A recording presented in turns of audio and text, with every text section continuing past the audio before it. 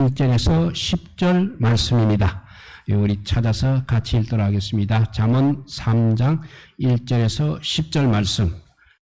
913페이지 찾았으면 같이 읽겠습니다. 내 아들아 나의 법을 잊어버리지 말고 내 마음으로 나의 명령을 지키라.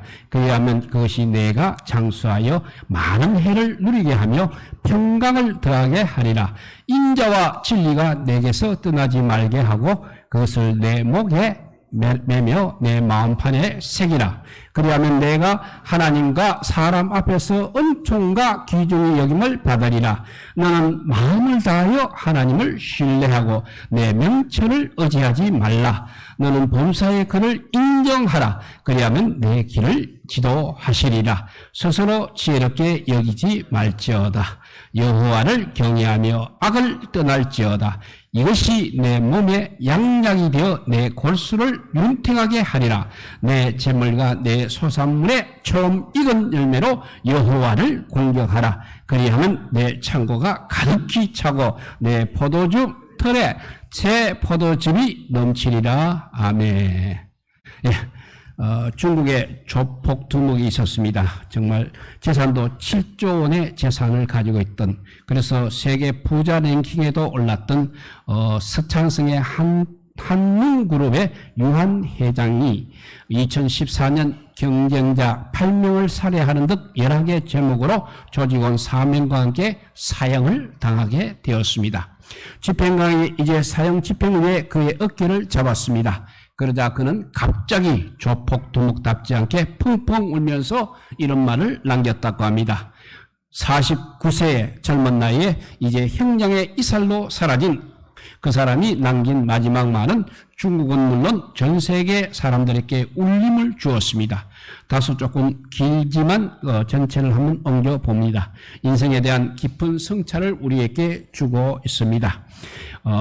그 사람 남긴 유언입니다. 다시 한번 인생을 살 수 있다면 노점이나 작은 가게를 차리고 가족을 돌보면서 살고 싶다. 내 야망과 인생 모든 것이 잠깐인 것을, 그리 모질게 살지 않아도 되는 것을, 바람의 말에 귀를 기울이며 물처럼 그냥 흐르며 살아도 되는 것을, 악쓰고 소리 지르며 악착같이 살지 않아도 되는 것을, 말 한마디 참고 물 한 모금 먼저 건네주며 잘난 것만 재지 말고 못난 것도 보듬으면서 거울 속에 자신을 바라보듯이 서로 불쌍히 여기며 원망하고 미워하지 말고 용서하며 살 것을 그래서 세월의 흐름 속에서 늘 그 자리에 있지 않다는 것을 왜 나만 모르고 살았을까?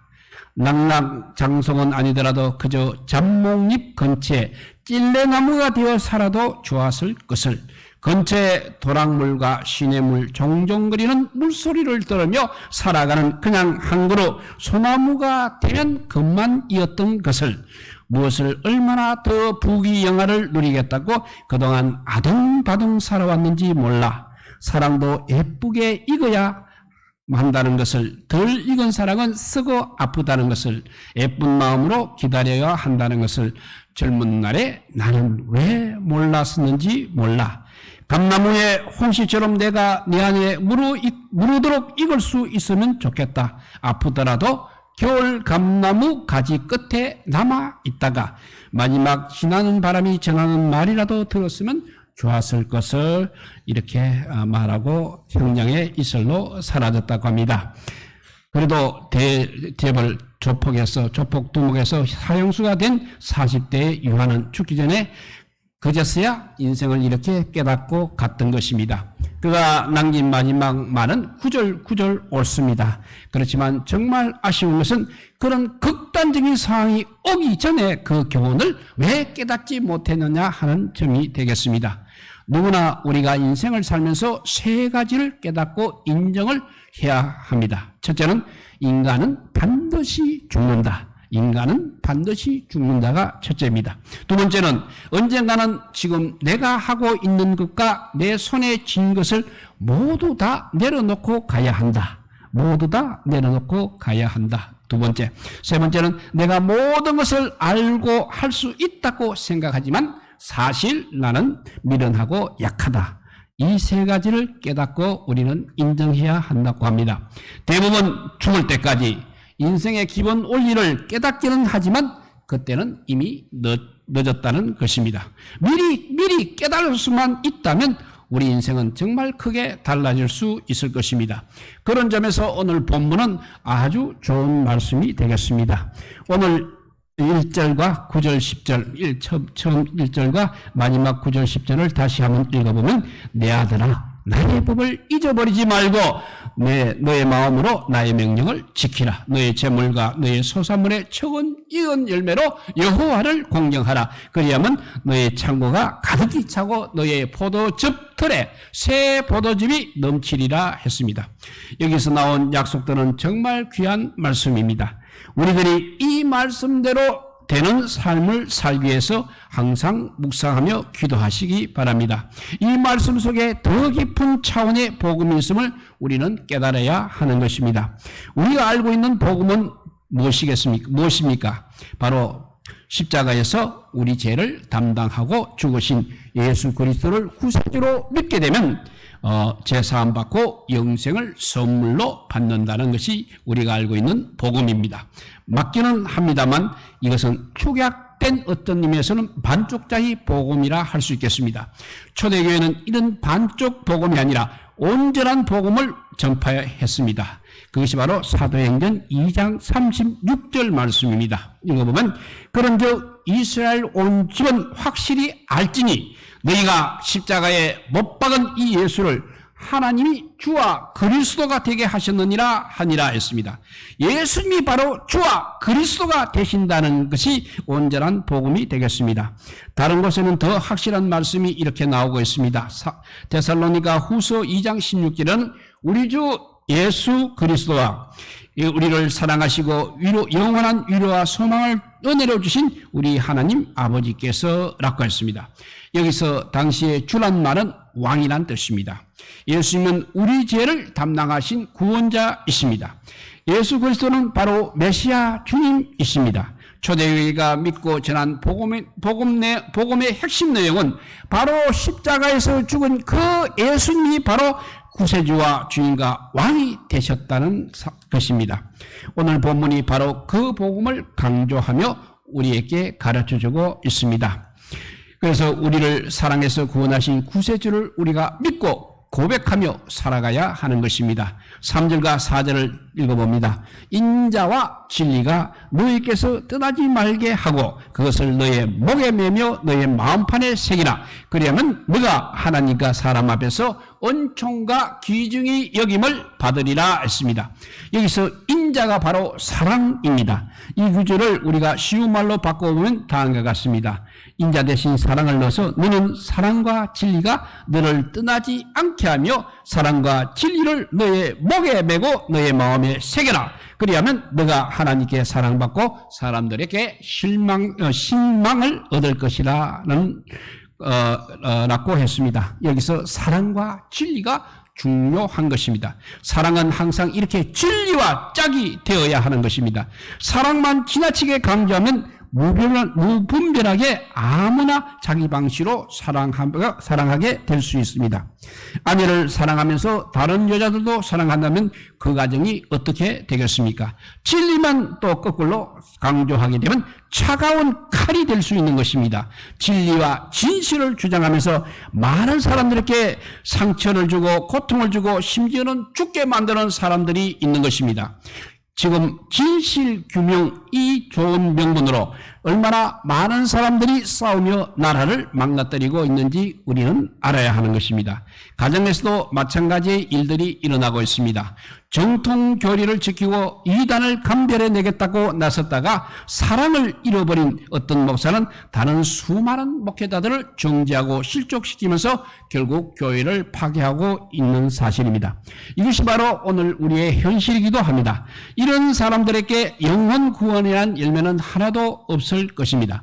남은 것은 오직 자기만 옳다는 독선과 정죄의식뿐인 것입니다. 진리는 수술용 칼과 같은 것입니다. 잘 설계되면 많은 사람들의 생명을 살립니다. 그렇지만 사랑 없이 사용하게 되면 수술용 칼로 사람들을 죽이고 교회까지 파괴하게 되는 것입니다. 이렇게 교리와 진리가 중요는 합니다. 그렇지만 사랑이 없이 하면 죽이는 칼이 된다는 뜻입니다. 진리와 사랑과 진리는 이렇게 두 날개와 같은 것입니다. 하나만 주장하다 보면 곧 추락하게 되는 것입니다. 사랑과 진리가 항상 하나로 융합되어 있어야 합니다. 사랑과 진리를 하나로 융합시키는 것이 있습니다. 바로 십자가입니다. 인간은 죄인입니다. 죄를 그냥 덮어두게 되면 안 됩니다. 반드시 죄는 처벌되어야 하는 것입니다. 죄의 대가는 죽음과 심판입니다. 죄에 빠진 인간은 반드시 죽어야 마땅한 존재들인 것입니다. 그런데 우리 하나님이 인간의 죄 문제에 대한 해결책으로 독생자 예수 그리스도를 보내주셨습니다. 하나님이신 예수님은 이렇게 죄 때문에 심판받고 죽어야 할 나를 살리시고 대신에 예수님이 십자가에서 죽으셨습니다. 그러므로 십자가가 바로 하나님의 사랑을 확증하는 상징인 것입니다. 마땅히 죽어야 할 죄인을 사랑하셔서 이렇게 살려주신 것입니다. 그러므로 십자가가 아니고서는 진리, 사랑 이 두 가지를 하나로 융합시킬 수 없는 것입니다. 십자가는 인간 문제에 대한 유일한 해결책입니다. 그래서 성경은 사랑과 진리를 목에 매며 가슴판에 새기라고 했던 것입니다. 사랑과 진리가 하나가 된 것이 십자가입니다. 따라서 사랑과 진리를 목에 매라는 말은 바로 십자가를 깨달아 가슴 깊이 새기고 살라는 뜻이 되겠습니다. 우리는 십자가 사랑과 십자가 정신으로 살아야 합니다. 그러면 하나님께서 은혜를 주실 것입니다. 십자가 사랑으로 살게 되면 또 사람들의 존경을 받게 됩니다. 한번 시험해 보시기 바랍니다. 반드시 그렇게 될 것입니다. 가슴이 답답하십니까? 십자가를 목에 메어 보십시오. 그러면 하나님의 사랑과 진리로 우리 가슴이 뻥 뚫리게 될 것입니다. 이렇게 우리를 사랑해서 구원하신 구세주를 믿고 고백하며 살아가야 되겠습니다. 두 번째는 왕으로 다스리시는 예수님을 인정하고 고백하면서 살아가야 됩니다. 6절에서 8절 말씀입니다. 너는 범사에 그를 인정하라. 그리하면 너의 길을 지도하시리라. 스스로 지혜롭게 여기지 말지어다. 여호와를 경외하며 악을 떠날지어다. 이것이 너의 몸에 양약이 되어 너의 골수를 윤택하게 하리라 했습니다. 정말 주옥 같은 말씀입니다. 하나님께서 범사를 통치하시며 그 뜻대로 우리 인생도 가르쳐 주시고 열어주시는 분임을 깨달아 믿고 살라는 것입니다. 이 6절에서 8절 말씀을 또 다른 번역으로 보면 그 뜻이 더 명백해집니다. 잘난 체 하지 말고 마음을 다하여 여호와를 믿어라. 무슨 일을 하든지 여호와께 여쭈어 보라. 그가 너의 앞길을 곧바로 열어주시리라. 스스로 똑똑한 척 하지 말고 여호와를 두려워하여 섬기고 악을 멀리하라. 그렇게 하면 이것이 너에게 좋은 약이 되어 너의 몸과 마음을 건강하게 할 것이다 했습니다. 하나님께서는 세상을 다스리는 왕이십니다. 그러니까 우리 인생의 왕이신 사실을, 왕이신 하나님을 항상 인정하라는 것입니다. 그러면 절대 잘난 척 하지 말아야 하는 것입니다. 스스로 똑똑한 척 하지 말고 겸손하게 범사에 주님을 왕 되심을 인정하며 살아야 합니다. 그러면 우리 하나님께서 우리의 인생길을 지도해 주시며 열어주실 것입니다. 나의 범사를 통치하고 다스리시는 분이 왕이신 예수님이라는 사실을 제대로 믿어보시기 바랍니다. 그러면 모든 스트레스가 사라질 것이고 나를 억눌렀던 걱정과 근심이 없어질 것입니다. 하나님께서 다스리시니 우리 마음에 평안이 찾아오는 것입니다. 하나님의 인생길을 열어주심이 믿어지기에 우리 몸과 마음이 가벼워질 뿐 아니라 없던 용기까지 생기게 되는 것입니다. 심령의 담대함으로 기쁨이 샘솟아 병이 낫게 되며 면역력이 높아져서 우리 얼굴에 윤기가 나게 될 것입니다. 이러한 놀라운 일들이 우리 인생에 일어나게 하기 위해서는 예수님의 왕되심을 믿어야 합니다. 왕이신 그분께 범사를 다 맡겨야 합니다. 그래야 우리 인생이 우리가 열린 인생을 살게 되는 것입니다. 우리 인생 길도, 마음의 길도, 건강의 길도, 형통의 길도 열리게 될 것입니다. 반드시 그렇게 되기를 바랍니다. 우리에게 필요한 것은 지금 시계입니까? 아니면 나침판입니까? 이런 예화가 있습니다. 2013년 4월 28일입니다. 2013년 4월 28일 영국의 선덜랜드에서 열린 마라톤 풀코스 경기에는 5,000명이 넘는 선수들이 참석을 했습니다. 그런데 결승선에 들어온 선수 중에 단 한 명을 뺀 모두가 실격 처리가 되는 희한한 일이 벌어졌습니다. 2위로 달리던 선수가 바로 지정된 코스를 벗어나 달렸다가 다시 원래 코스로 돌아왔던 것입니다. 그 선수는 자기가 잘못된 코스로 달리고 있다는 것을 전혀 몰랐습니다. 그런데 바로 뒤에 달리던 선수들, 그 선수, 이 선수를 따르던 다른 선수들도 다 그를 따라 모두 다 잘못된 코스로 달리게 되었습니다. 그래서 주최 측이 경로 표시를 확실하게 하지 않았던 문제도 있었지만, 1등한 한 사람을 제하고 아무 생각 없이 2등한 앞 사람만 따라간 모든 선수들이 42.195km 중 254m를 덜 뛰게 되었습니다. 그래서 모두가 실격 처리되고 말았다는 것입니다. 정확하게 경로를 따라 선두로 달려간 선수만이 우승자이며 유일한 완주자가 되었습니다. 이렇게 빨리 달리는 것도 중요합니다만 더 중요한 것이 바로 바른 방향으로 가는 것입니다. 속도보다 항상 방향이 더 중요하다는 것입니다. 우리에게는 시계보다 인생의 방향을 알려준 나침판이 더 필요하다는 예화가 되겠습니다. 오늘 본문의 말씀을 우리 인생의 나침반으로 삼아 믿음의 경주를 달려나가시기 바랍니다. 세 번째, 우리 주님이 우리 인생의 전체 주인이심을 인정하며 고백하며 살아가야 합니다. 마지막 9절과 10절 말씀입니다. 너의 재물과 너의 소산물의 처음 익은 열매로 여호와를 공경하라. 그리하면 너의 창고가 가득히 차고 너의 포도즙 틀에 새 포도즙이 넘치리라 했습니다. 창고는 가득 차고 포도즙 틀에는 신선한 포도즙이 넘칩니다. 시체말로 대박인 것입니다. 이런 인생을 살기 위해서는 하나님이 바로 나의 주인이시라는 사실을 인정해야 하는 것입니다. 내가 지금 가지고 있는 재물도 앞으로 들어올 소산물과 수입도 모두가 다 주님의 것이라는 말씀이 되겠습니다. 우리 주님께서, 우리 하나님께서 주시지 않으면 우리가 얻을 수 있는 것은 하나도 없습니다. 하나님이 우리에게 지혜를 주셨습니다. 하나님이 우리에게 일할 수 있는 건강을 주셨습니다. 하나님이 우리에게 기회를 주셨습니다. 하나님이 우리에게 필요한 사람들을 우리에게 보내주셨습니다. 태어날 때 무엇을 갖고 온 사람은 한 사람도 없는 것입니다. 모두가 빈손입니다. 벌거숭이로 이 땅에 왔습니다. 만물을 지으시고 주관하신 하나님이 그 뜻대로 이 모든 것을 우리 각 사람에게 나누어 주셨습니다. 그러므로 내 인생과 내 모든 소유의 주인이 우리 하나님인 것을 반드시 인정하면서 살아야 하는 것입니다. 하나님, 당신만이 나의 주인이십니다 라는 믿음의 고백을 증명하는 행위가 재물과 소산물의 처음 열매로 여호와를 공경하는 것입니다. 우리가 이 기절을 또 쉽게 번역해 봅니다. 9절 10절을 쉽게 번역해 보면 너의 재산과 너의 모든 농산물의 첫 열매로 여호와를 공경하라. 그리하면 너의 창고가 가득 차게 될 것이고 포도주 통에 새 포도주가 넘칠 것이다. 이렇게 번역할 수 있겠습니다.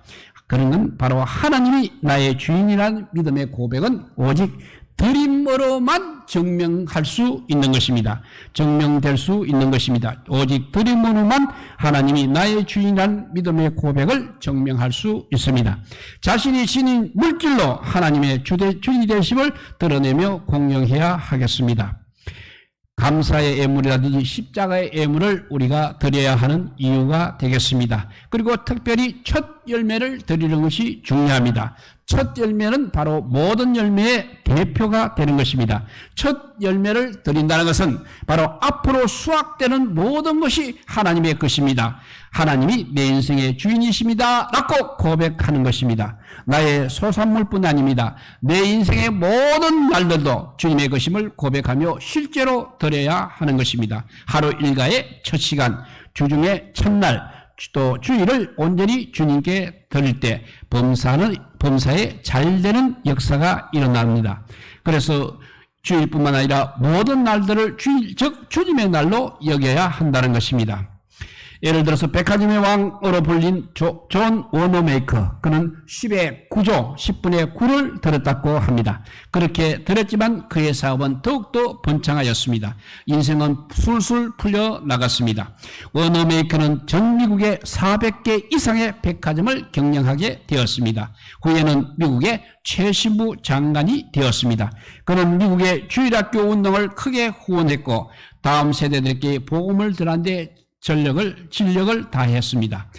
오늘 본문의 말씀 포인트를 우리가 세 가지로 정리해 매일 고백하시기를 바랍니다. 첫째, 주님은 나의 구세주입니다. 사랑과 진리의 융합으로 나를 구원한 십자가를 내 목에 걸고 가슴에 새기며 십자가 정신으로 살겠습니다. 이것이 첫 번째. 두 번째, 나의 인생과 세상을 통치하시는 왕이신 하나님을 높이며 범사의 주님을 인정하며 주님께 아뢰고 맡기는 삶을 살겠습니다. 세 번째는 내 인생과 물질의 주인이신 하나님을 물질로 공경하여 많은 사람을 먹이고 세계 선교를 감당하며 살겠습니다 라는 이 세 가지 포인트를 매일 고백하시기 바랍니다. 어떤 사람이 75살에 죽게 되었습니다. 그때 천사가 데리러 왔습니다. 천사는 그에게 큰 가방을 주면서 천국에 가지고 갈 것을 챙겨 넣으라고 했습니다. 그는 저금통과 금두꺼비, 땅 문서, 집 문서 등을 챙겨 넣었습니다. 그러다 천사는 그것은 너의 것이 아니다. 다른 사람들도 다 두고 갔다고 했습니다. 그래서 그 사람은 그러면 아이들은 어떻게 합니까? 라고 물었습니다. 천사는 아이들은 하나님이 이 땅을 위해 남겨두신 자들이다. 가져갈 수 없다고 답을 했습니다. 그 사람이 이리저리 따져보니 갖고 갈 것이 하나도 없었습니다. 그래서 가지고 갈 것이 아무것도 없습니다. 라고 하자 천사는 너가 다른 사람을 위해 베풀어 준 것, 하나님께 드린 것, 그런 것이 없는지 잘 찾아보라. 이 땅에서 베풀고 드린 것만 하늘에서 너의 영원한 소유가 되느니라고 말했다고 합니다. 정말 그렇습니다. 이 땅에서 하나님과 남을 위해 드린 것만 우리가 천국에 가져갈 수 있는 것입니다. 그러므로 나를 사랑해서 구원해 주신 구주 예수님을 믿고 십자가를 가슴에 새기며 살아야 하는 것입니다. 우주 만물과 내 인생의 범사를 다스리신 하나님을 높이고 인정하며 다 맡기고 살아야 합니다. 또 내 인생과 모든 물질과 시간과 재능의 주인이 하나님이신 것을 믿고 드리며 살아야 하는 것입니다. 그래서 우리는 잠언을 항상 읽으며 이런 것들을 우리가 다짐해야 하겠습니다. 잠언에 담긴 복음을 받아들이고 복음에 합당한 삶을 살아가시기 바랍니다. 그렇게 결심을 하고 우리가 실행해 나갈 때 우리의 삶은 정말 모든 것이 하나님 중심으로 변해갈 것입니다. 이런 복을 받으시기를 우리 주님의 이름으로 축복드립니다. 기도하겠습니다. 사랑의 하나님 감사합니다. 정말 사랑과 진리의 융합인 이 십자가만을 우리가 바라보게 하여 주시옵소서. 그 십자가 정신이 나의 삶의 정신이 되게 하여 주시고 만사의 범사의 주님을 인정하며 주님께 맡기는 삶을 살아가는 우리 모두가 되게 하여 주시고, 그리고 내 인생 모든 것들 다 주님의 것인 줄 알고 하나님과 주님께 드린 것만 하늘나라 가지고 갈 수 있다고 했으니 우리가 그것을 열심히 하여서 하늘의 상급을 쌓아두는 우리 모두가 되게 하여 주시기를 간절히 빌고 원하올 때 우리 구주 예수 그리스도 이름으로 기도드리옵나이다. 아멘.